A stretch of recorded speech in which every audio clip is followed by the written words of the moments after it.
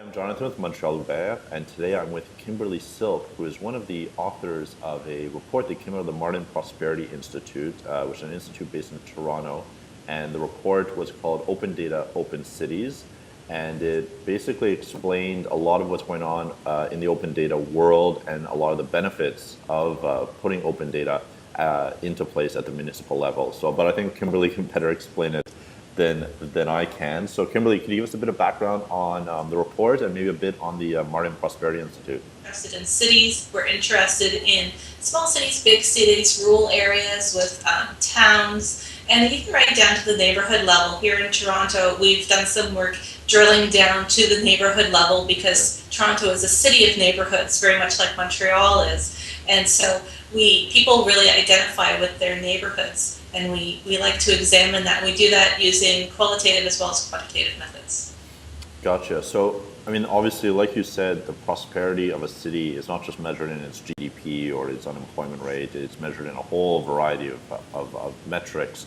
But more precisely, how do you feel that open data can contribute to a better quality of life, I guess we'll call it, quality of life in an urban setting such as Toronto, Montreal, or really any urban setting? How can open data help that? One of the really nifty things about open data is because it is open, is therefore available to anyone who would like to take that data set and create interesting applications that might really help. The app made in Toronto was actually finding childcare. I imagine that Montreal parents have the same challenge in finding good quality childcare. Ours tend to be really, really full. It's very difficult to get in. You want a place that's near your workplace or near your home. Yep. How do you find one? By using the open data, you can create applications that make it very, very easy for parents or anybody in order to find the solutions. And I think that all of this contributes to quality of life. If we can use something that's available anyway to just make people's lives easier, I think that it increases the loyalty and the positive sentiment that we have. So in your report, you talk about a number of benefits from open data, notably increased civic engagement and entrepreneurship. How do you feel that open data facilitates both of those things, civic engagement and entrepreneurship? We've touched on that a bit already, but maybe just let's just discuss that once more. Sure. Well, I know that having been involved in the data community and technology community, certainly here in Ontario, there's quite a few of, sort of mashup groups that like to get together and find better solutions to common problems. That type of entrepreneurial spirit can really take hold of open data and really, really make use. It's very difficult when you're city staff sometimes to know what citizen you would find really useful. And the citizens benefit because, well, heck, now they've got a tool that helps them, in their day-to-day life. I think that it increases the amount of civic engagement when you really start to understand the workings of City Hall.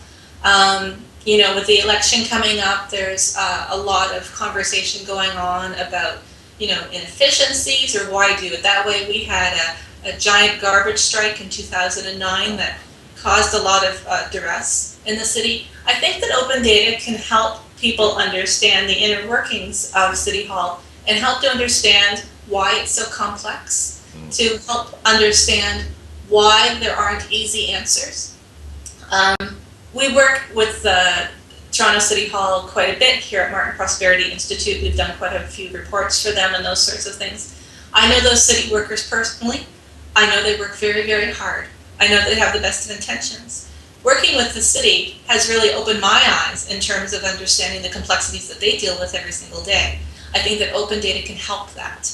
I would like to think that I'm a better Torontonian now that I have a better insight in terms of the challenges that City Hall faces.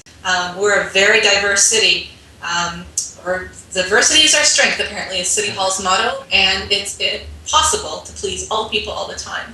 If the citizenry has access to knowing how the city works in a more intimate way, I think that they'll have a better knowledge base about it and perhaps they'll have a more informed opinion and I think have better ideas about how to make it better.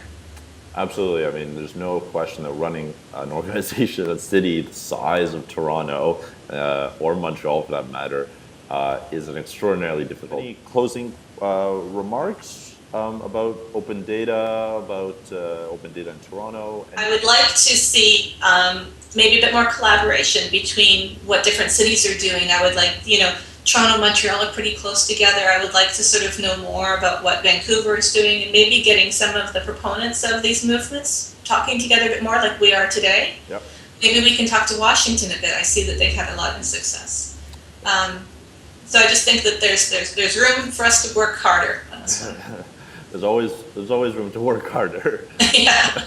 There's no shortage of work to be done. But I would like to thank you, Kimberly. I've been with Kimberly Silk from the Martin Prosperity Institute, and she's one of the co-authors of a report called Open Data, Open City. The link to the report is on our site, and we will be translating that report into French. So for our Francophone listeners, you can download that report. Sorry, there won't be any subtitles on the video, but thank you, Kimberly, for taking the time to speak with us, and I hope that open data continues to be a strong policy in Toronto and hopefully in Montreal soon. I hope so. Thank you. Thanks, Kimberly.